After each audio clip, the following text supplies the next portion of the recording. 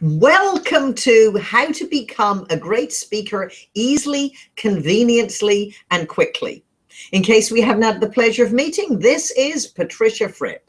And we are here to help you better understand a few specific techniques that are guaranteed to make whatever your presentations are more effective and memorable for all the right reasons. We will also introduce you to a valuable tool which is very cost effective and can help you improve all types of presentations. You have two individuals to serve you in this event. Paul is in charge of polling and secondly, introducing you and reading your questions that you might send in. So Paul, will you tell our friends how they can interact with us? Certainly. On the right-hand side of your screen, you will see a chat window. Within that chat window, you can enter your short, specific questions that will be answered live during the call. In addition to the chat window, there's also going to be polling questions throughout the call. The polling question will pop up at the bottom of the chat window, and then you'll select your option, click vote, and then return to the chat window. And Paul, let's bring up the first poll just to help us better understand, with at least the live audience, we understand many people will watch the replay, how we should focus these remarks. Do you put yourself in the category of what I would call a leader or a business professional?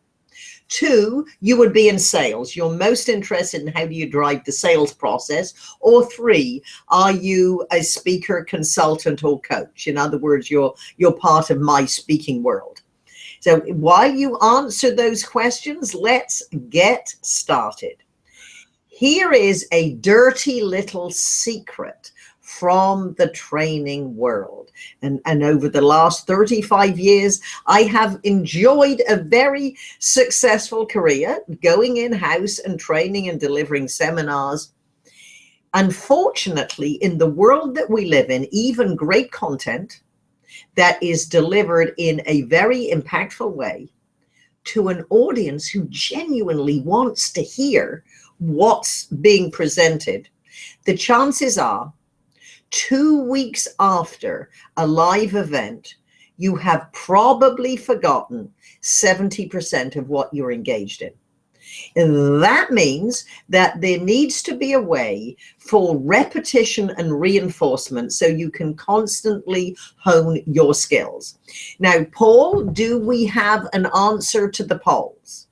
Absolutely. 55% said leader, 18% said sales professional, and 27% said speaker, consultant, or coach. All right, good. Well, let's start with the business professionals. And very often audience members, when they know I'm speaking about presentation skills, say, oh, well, I'm not a public speaker. All right, if you're taking notes and want to tweet this at #FrippVT outside the privacy of your own home, all speaking is public speaking. There is no such thing as private speaking. If you are having a conversation at a networking event, if you're having a conversation with one of your leaders or key associates, it's all public speaking. And here are a few quick basics. 1, every presentation that is going to be impactful needs to be delivered as an audience advocate. In other words, from the point of view of the listener. And that means if you use too much I language. Now, there are different types of communications where you are trained to use I-focused language. However, in building rapport and speaking to an audience of 1, 5, 50, or 500 to get an emotional connection, it is more you focused rather than I am going to talk about. You will learn, you will hear, you will be introduced to. And I would recommend that you collect a list of, depending on what types of presentations and conversations you have, which include you focused language. In your experience, how often have you? So that's you focused. I was interviewed for a blog post of an Emmy award-winning TV presenter. And when he asked me what was the one secret of delivering a great presentation, I immediately said, well, there's no one secret. And then I realized, although there is no one secret, if there were, it would be that our subject is of interest to our audience. And that means we need to look at our subject from our point of view. If you are a leader, there is a very good chance in January you will be having a kickoff meeting for your company. And what do the leaders stand? This is congratulations. This is what we did last year. This is what we're going to do this year. And you introduce this year's plans. That is exciting. And we do always congratulate people for their efforts last year. We acknowledge any challenges. We certainly want to challenge our audience in that situation to, one, celebrate success. However, don't be complacent. This is a brand new year. Now, when you introduce the plans and you talk about last year's, this is how much we grew, this is what the board of directors challenged us with, we always have to look at, it's great what the board is excited about. It's great that the shareholders had a greater payoff. What does that have to do with the associates unless they're actually shareholders? So certainly, one, speak as an audience advocate. Very much the same principle works if you're a speaker. If you're in sales, absolutely speak as an audience advocate. 57% of our prospects have done so much research on us and our firm before we have a serious sales conversation that you don't necessarily have to give them all the information that a sales professional did 10 years ago. It's much more impactful when you ask good questions to find out what your prospects' challenges are, what their interests are, what their opportunities are, or what they are most interested in hearing. And then what we do is tell our company stories or how we would solve their problems in chunks of content around their interest. If your sales presentation has a structure rather like, good morning, my name is Patricia Fripp. I'm from the Fripp Company. We've been in business for 26 years. We have this unique methodology. We help customers such as, and we'd love to do business with you. The chances are you lost them at, this is who we are. People are more interested themselves than you.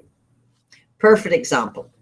I have a client, and when I was first working with her, she said, Patricia, I am in charge of driving sales, and I'm letting the team down because I'm not a great speaker. So we're working on how do you start the conversation. And I said, well, give me a real life example, because you understand principles are good, but we have to look at them in a real life situation. And she said, they asked me, tell us about your company. And I said, what did you say? She said, well, I told them our company. I said, well, you've got to understand that isn't really what they were asking you, even though that's what they said.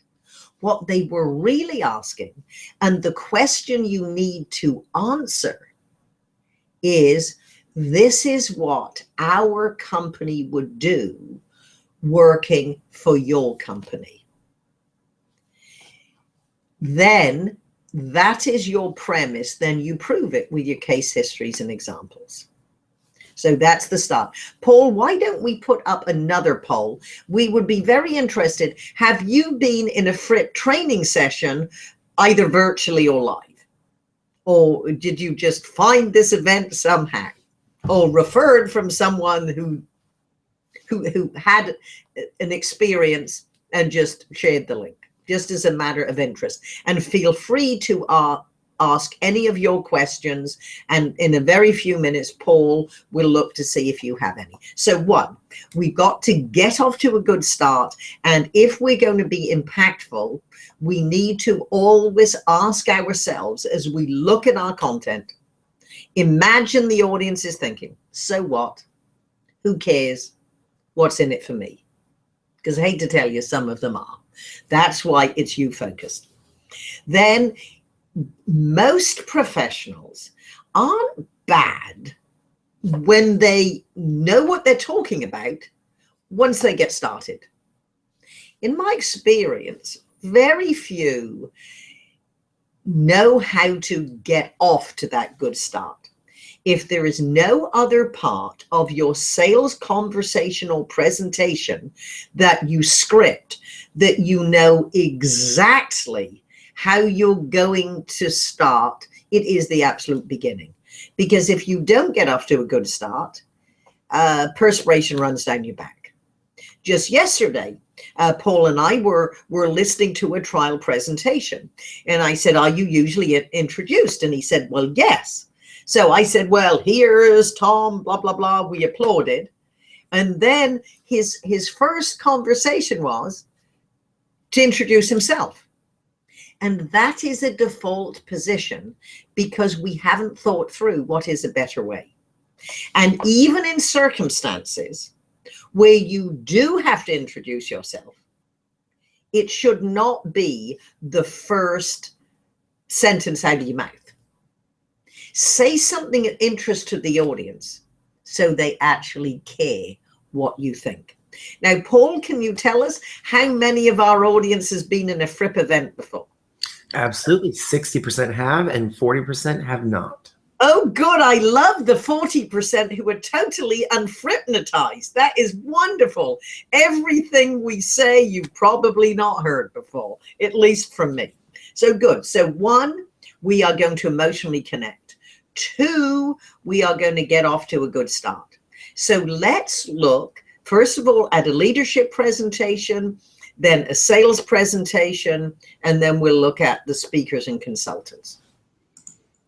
So if you're a leader, you could start with a congratulations if this is the January sales meeting.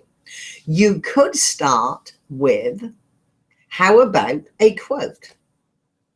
General Eisenhower said, leadership is the ability to decide what has to be done and then get people to want to do it.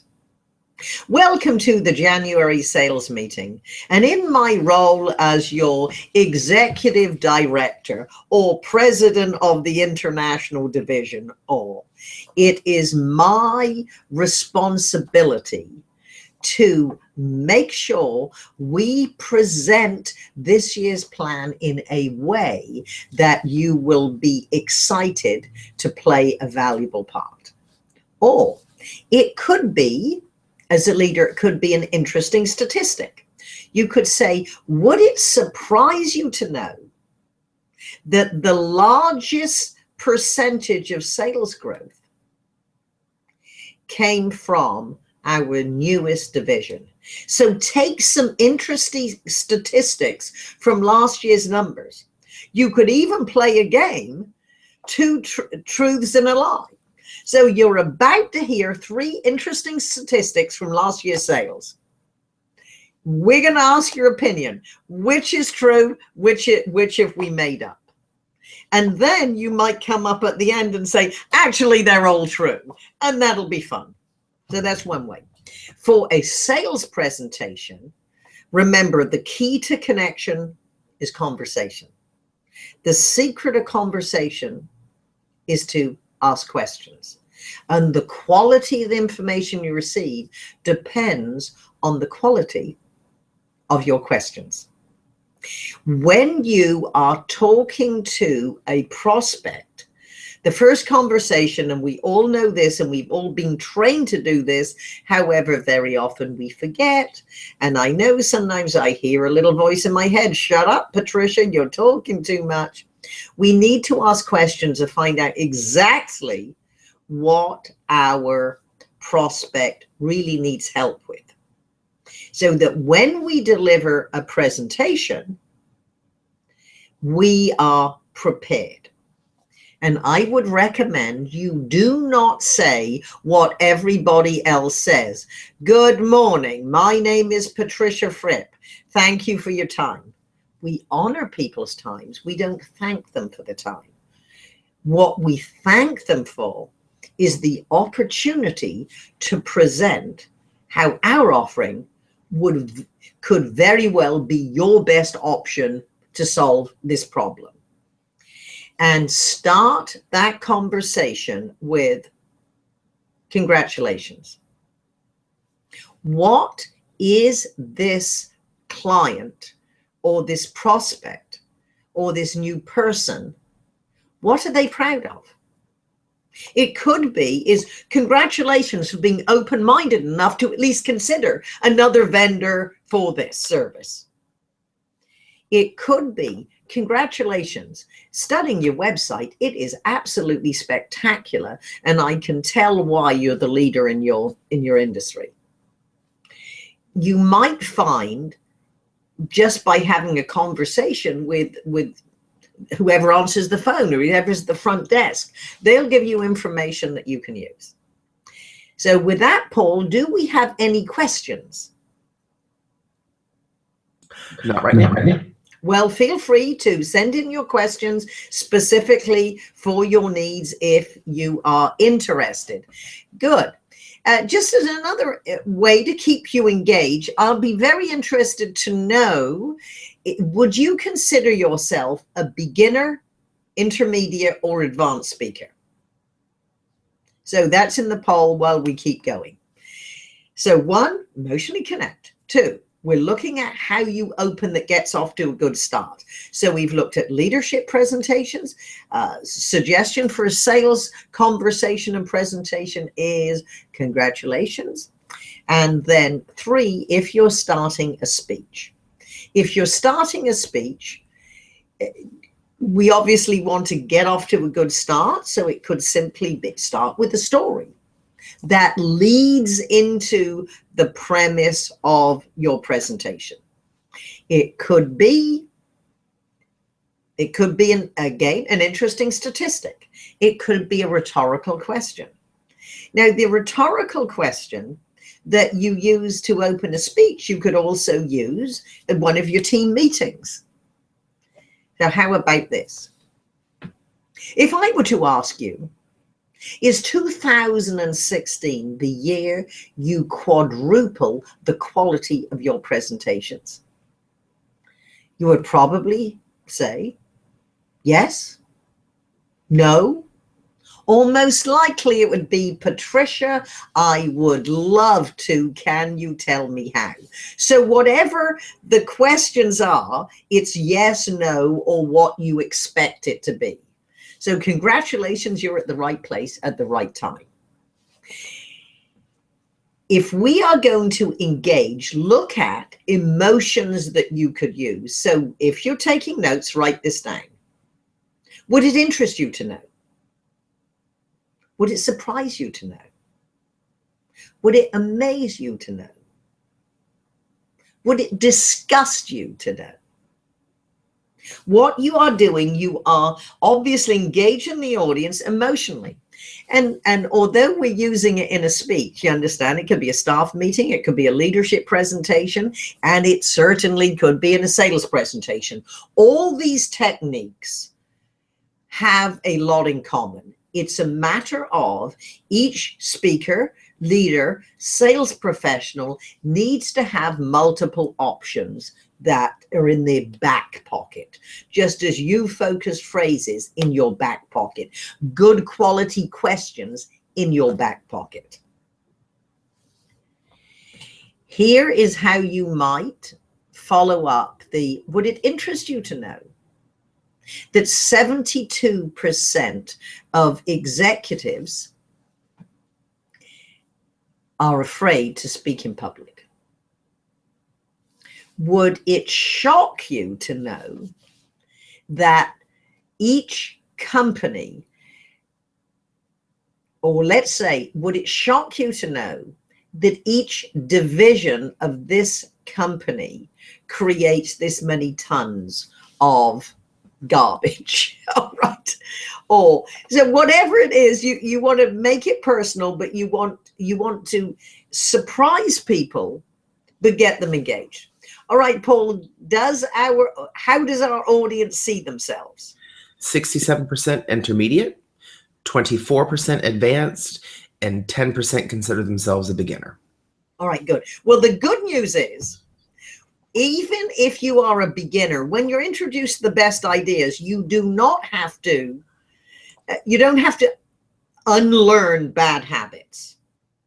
And for the advanced and intermediate people, I do appreciate that you are open to learn more information. And what I would challenge you to do it at any level is record your sides of conversations, record your presentations, because we will not improve what we are not aware of. For example, I was just at a conference listening to an absolutely great, dynamic, incredible speaker. I don't think he was aware that in a 30-minute presentation, he said right at the end of the sentence 33 times. That's more than one a minute. And I know with me, admittedly, my hearing, and I'm tuned in a certain way, I'm almost not listening to what in his presentation was exciting. I took great notes. I found it inspiring. I find myself counting the rights. And we all have the nervous tics. We have to be aware of it to improve it. But what happens when you say right? Now, your intention is you're trying to connect to the audience. In reality is, if you 33 times in a presentation when you're the expert are saying right, what you're really doing is looking for approval. If you're the expert, you may totally disagree with some of my points of view about speaking. However, you will never doubt that I am confident in my opinion. And you are also, and just as important as one, being irritating, two, appearing to look for approval when you don't need it, you're the expert, three, you are stepping on your impact phrase. Your impact phrase this is a concept that I take from comedy. As you know, in comedy, there is a setup phrase and a punch phrase. In other words, take my wife, please. Whatever comes at the end of the joke, the end of the line, triggers the laugh. If you say anything after the punchline or the punch word, you kill the laugh. In business communications, consider it a setup phrase and an impact phrase. And if you use any words after the impact phrase, which is the most important part of the sentence, you are going to kill the impact. Because remember, we are speaking to be remembered and repeated. Are there any questions, Paul? Yes, from Bryce. Any thoughts on how to adjust your strategy for a face-to-face versus web telepresence conference call type of situation? And certainly a lot of, and that might be very interesting, Paul. Can we put together a poll on how percentage-wise, how many of your presentations are virtual compared to in person, so they can vote on that? Virtual presentations are part of our business world. And I would always recommend that even if you're doing demos in WebEx or GoToMeeting, turn your camera on at least to welcome people. Most of the technologies that Paul and I use, you can actually see us most of the time. If you're doing a demo yourself, Paul runs all our demos for us so I can make eye contact. And just to give you some inside secrets, It is normal when we're looking at a screen to look down, and I'm now going to look at Paul so you can see the difference. It's more normal to be looking down at Paul. However, what I do, and the reason that Paul reads the questions and the polls, is because I want to look at you, the individual, the audience. So I'm looking above the screen. I can see him underneath because I want to make eye contact with you. And so there's nothing like the human connection with seeing people. The good part about being virtual, especially when you turn the webcam off, is you can actually have your notes. You can take them. And I would recommend that you always script how you're going to open and have your questions or trigger points. And don't forget to ask for the business or what happens next. Have those, your cheat sheets. In person, you have the power of your personality. There is nothing like reaching out and shaking hands. With in-person meetings, you can certainly take your notes, but you can't read a script. Most business is going to be a combination of both. The principles stay the same. What is of most interest to them, and get to the point fast. I know we always want to have pleasantries. We want to be polite. You don't have very much time. And if individuals are used to meeting with salespeople who haven't been very good, the meeting time you're given is going to get less and less and less. Obviously, if you're saying something of interest, you're going to find longer. But be prepared, be personable, and know why it's in their best interest to do business with you. Paul, another question? Yes, this is from Gary. How do I begin a sales presentation to someone I'm trying to sell something to, but really doesn't want to speak to me? All right. Well, if you got the appointment, you've managed to squeeze in. So you might, then I would use, congratulations, Paul. I realize, now, what do you realize? I'm saying you're going to, whatever is the elephant in the room, introduce it yourself. I realize that you're happy with your current vendor and you do not. So, congratulations, Paul. I realize you are happy with your current vendor, and congratulations for being open-minded to consider. In the next 5 minutes, you will hear 3 specific ways that the ABC company could add to what you're doing. After 5 minutes, if this is no interest, I honor your time and say thank you. So make it easy, make it compelling. Now, if you want to actually, in the chat box, write what you now say, we can critique it. Any more, Paul? That is all for the questions at the moment, although the poll results were 76% usually present in person, 18% virtually by computer, and 6% by telephone call.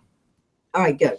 Again, with the telephone call, and most telephone calls are to get started.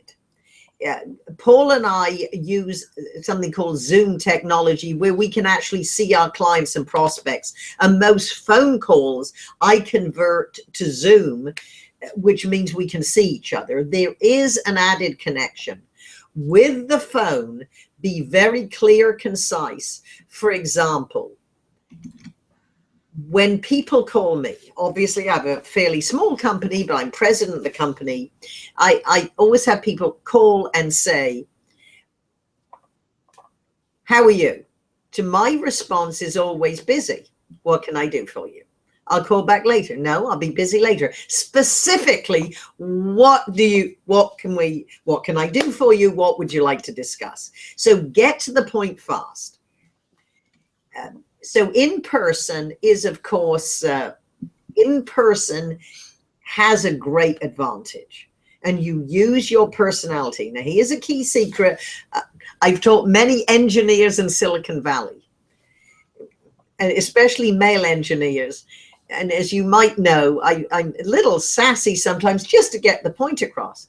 And I have been known to say, some woman fell in love with you. Show your audience why.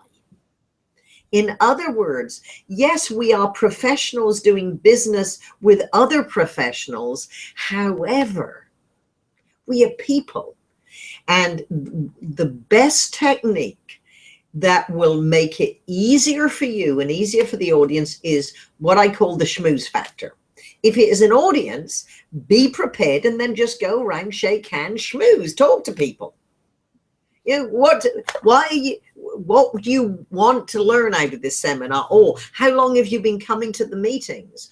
Or how, if it's more of a sales presentation, how long you've been with a company? Or, you know, just schmooze. And if you just remember, your presentation starts long before you open your mouth, whether it's the sales presentation, a speech, or even a virtual meeting or a phone call. Be prepared. Be prepared. And for our friends who have virtual meetings, come in early. This is one of 5 or 6 virtual meetings today, just alone. You always have to come in early just to be aware that the technology that worked yesterday works today, because technology is working. All right. So let's now go to probably, it might not be the sexiest subject.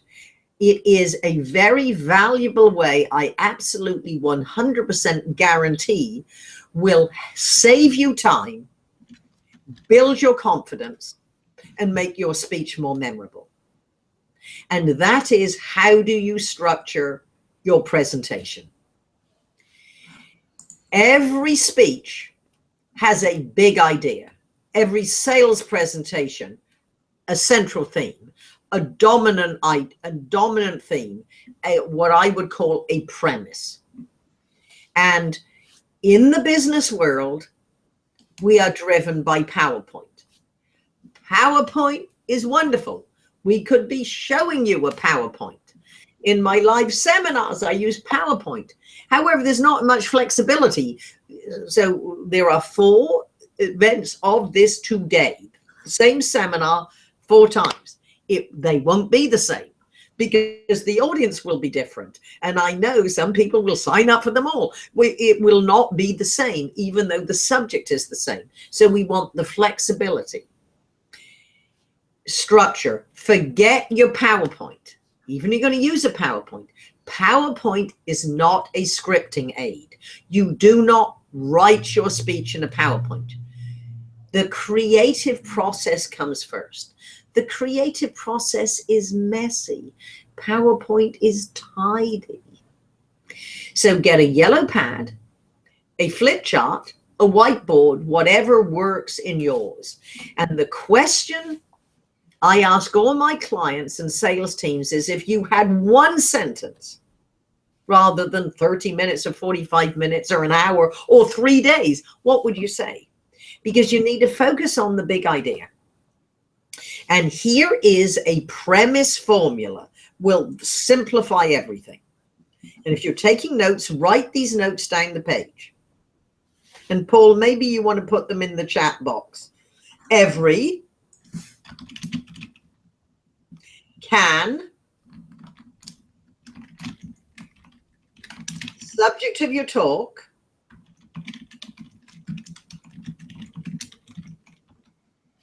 / outcome,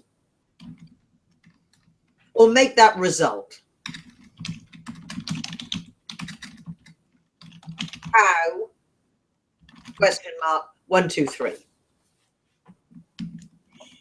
Even though you are giving the same sales presentation to different companies, even though you're giving the same speech to different audiences, even though you are a leader speaking to different divisions, fill in this premise formula. Who is this audience?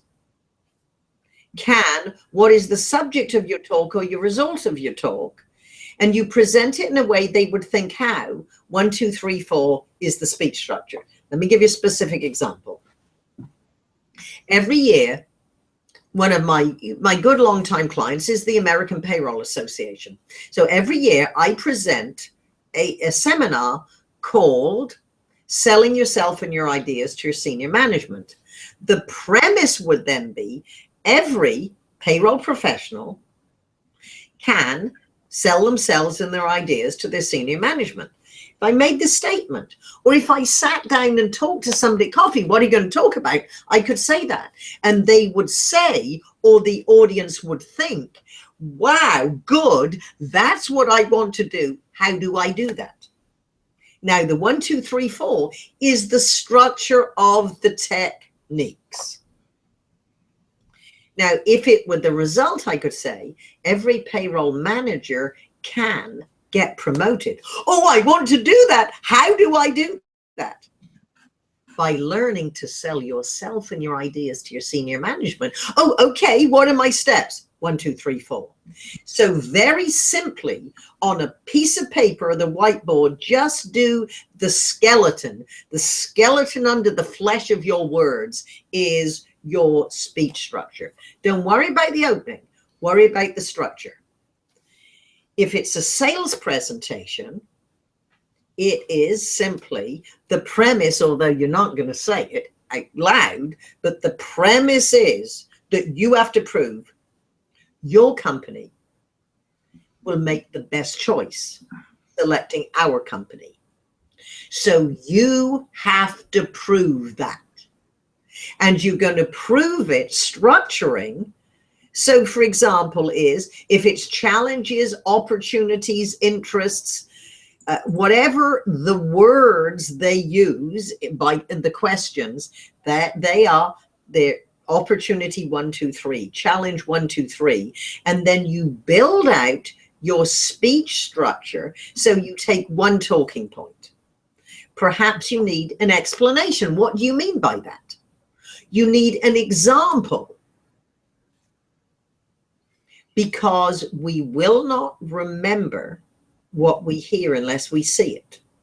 We use words to communicate. The audience remembers with the pictures we create, which is why you use stories and examples. And there has to be a certain application for this audience. So let us again do a quick review. Your subject has to be of interest to your audience. That's emotional connection. 2, whatever types of presentations, know exactly how you're going to start, and which leads to exactly how you're going to conclude. And one technique is a circular technique. However you open can conclude with the same thought idea. You don't have to do it with every presentation, but at least have the discipline of looking at how did you open. And 3, you need a very strong speech structure. It's a simple speech structure, and think of it as being conversational. If you were sitting across the table, what are you going to talk about? Or what are the challenges that you're going to solve for us? Whatever the person asks based on your statement is what an audience is thinking. You answer an audience's unasked questions or unspoken questions, which you know based on what they just heard. Your presentation in a perfect world sounds conversational, but here is the big difference. The difference between a presentation and a conversation, well, let's start again. The difference between a conversation and a conversational sounding presentation is a conversation is back and forth. There's no agenda. We segue from one subject to another. We don't use specific language. We keep going. There are no sentences and paragraphs. They're just words. That's conversation. A conversational presentation, you think about it in advance. You don't use highfalutin words you would not use in your everyday language. And it is more clear and specific because you thought in advance.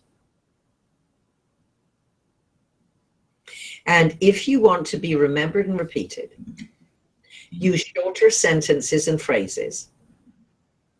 And be aware the questions that I ask is, write this down. What do you mean by thing? Listen to your own conversation. See how often you say thing. Now, you know, when you're not thinking in a conversation, you're going to say it. However, would you rather hear a presentation, the 3 things that will make you successful, or the 3 strategies guaranteed to improve your bottom line? At the back of a coaching camp, I kept hearing people get up, the 3 things, the 4 things, the 1 thing. And I came up with 39 words I believe they could use, and they probably meant strategies, tactics, habits, disciplines, formulas, techniques, inside secrets. Look at the quality of your words. If you want to become a great speaker easily, conveniently, and quickly, first of all, review whether you consider yourself a beginner, intermediate, or advanced speaker. Revisit what you are doing, record what you say, have a dry run and video it. You will not improve what you're not aware of. The second way you're going to become a great speaker easily, conveniently, and quickly is you're going to learn from somebody who knows more about the subject than you do. Now, they're not smarter than you. They just have more focus on that. I do not know what you know. You are brilliant and experienced in what you do. Just for the last 40, let's say for the last 35 years, my main priority has been focusing on how do you get a message across? What is it that makes audience respond some audiences more than the other? So with that, Paul, let us show our friends, if they were interested in having a quick, convenient, engaging, and high content and fun way of increasing their presentation skills, they could take advantage of Fripp virtual training. Now, Fripp VT, as Paul is showing you on the screen, is my highly interactive, learn at your own pace virtual training. It is web-based, however, it is very engaging. And whether you're interested in openings or connecting to an audience or delivering in webinars or leadership presentations or sales presentations or speeches, connecting to an audience or telling great stories, this is the place. So Paul, let's just show people quickly around. So there is the training center where all the content is, where we'll take you. Your report card will show you your progress very simply. The file vault is where the handouts are, and your favorites is, we know with any, certainly with any training you go through, the courses are made up of multiple chapters, and some are going to resonate with you. Oh, I want to see that again before my next sales call. You just put a heart on and it'll be in your favorites. So let's just take a couple of moments and show you the quality of the content. Depending on your internet speed, depends on how well this looks, but you go to Fripp VT, and let's start. Paul, how about starting with the importance of a good story? Because I don't know about you. The importance of a good... No, you can do it. I'll stop talking with virtual story. Nobody can resist a good story well told. In this course, you will learn the techniques that will make your stories and examples memorable and repeatable. If you're ready, click the Start Training button. So, Paul, let's start with the importance of a good story. How often have you sat in an audience and been mesmerized by a speaker? Was it their compelling content? Were their stories scintillating? Do they have the ability to reach out and grab you in a way you thought, wow, the speaker is talking just to me? Be honest. How many life-changing, career-building, or awe-inspiring presentations have you heard? Have you ever been that speaker? What would it mean to you and your career if you had that ability? I guarantee if you've heard a good speech, sermon, or business presentation that you enjoyed and remembered, at least one reason that made it memorable was the stories.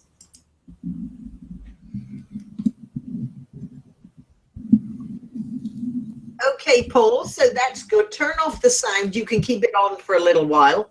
So as you can see, with the interactive virtual training, as I'm speaking just to you, we visually or with bullet points reinforce what we're saying. There is certainly a way to take your own notes, and each chapter, they're in digestible chunks and they're highly interactive. We ask you questions about what you've heard, and then again at the end of the chapter so that you can learn it. The way you become a great speaker is by frequently focusing on an area of interest. The secret is repetition and reinforcement. It is better to do a little on a regular basis. We know you would not have signed up for this event if you didn't have some interest in speaking. My question I would challenge you is, are you committed to improving your speaking? And that does mean a daily and weekly discipline to take a small portion of your time, whether it's early morning, whether it's during lunch, whether it's a treat at the end of the day, whether it's on your mobile device, or whether it's just when you're commuting.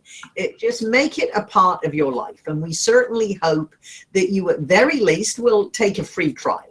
If you go to Fripp VT, and Paul, what you can do is put up frippvt.com. It of course is under my name, Fripp VT, under Paul's name, Fripp VT. We are nothing if not promotional.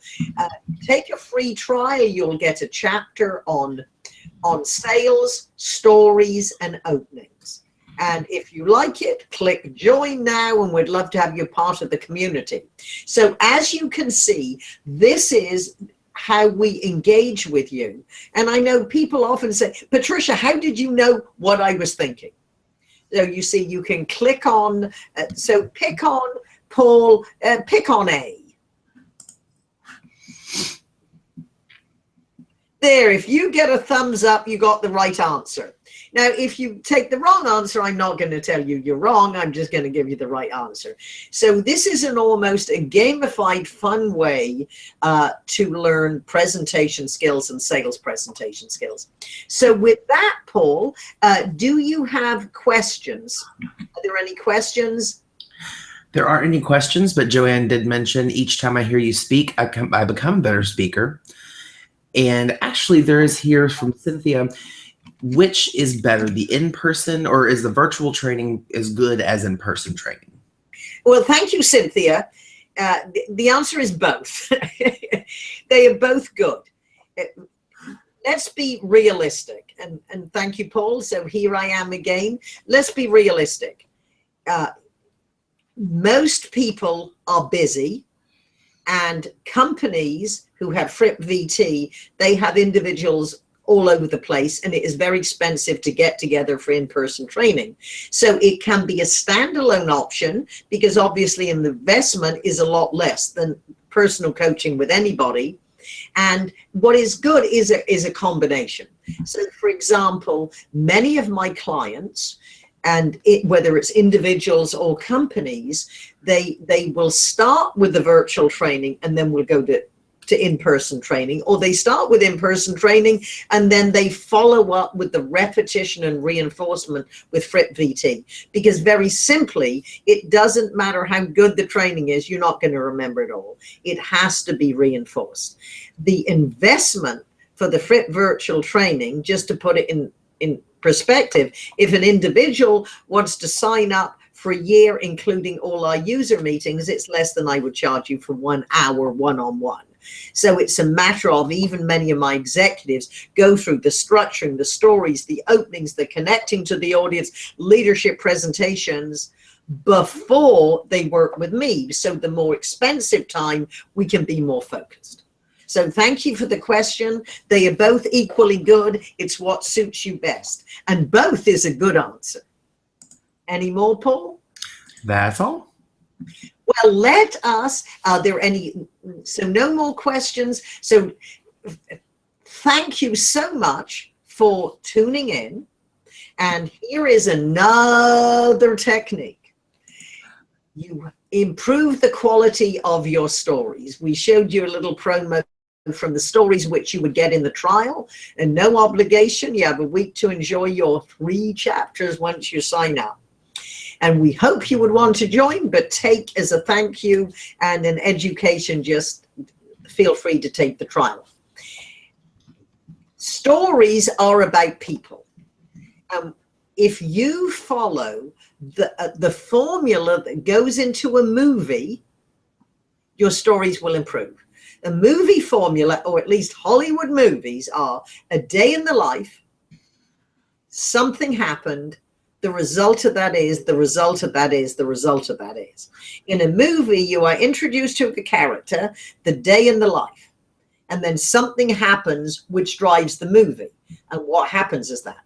So think, if you are having a sales presentation, if your satisfied clients had called you and said, help, how would they clearly articulate their problem? That is, this is the something happened. And what makes a good story is don't report on the dialogue, deliver the dialogue. John called and said, Patricia, help. As you know, da-da-da. Deliver the dialogue. If I was reporting on the dialogue, I would say, one of my clients, John, called me with a problem. No, that's not making it excitement. So look at your stories. And of course, look at your razor sharp specificity. Watch your things. All learning is repetition and reinforcement. Thank you very much for tuning in. In 3 hours, you will get the replay. If you have friends who you think might like to watch the replay, send out the link to them. That's fine. We challenge you and encourage you to take a trial of Fripp VT. If you want any of your friends to tune in to any of our other live sessions today, certainly give them the link. They can ask questions and be part of the poll when they're live, although the information is still there when they watch as a replay. And remember Fripp. Much more important than remembering me, what does Fripp stand for? Frequently reinforce ideas that are productive and profitable. And thank you for helping us, Paul. And have a good speak up and win.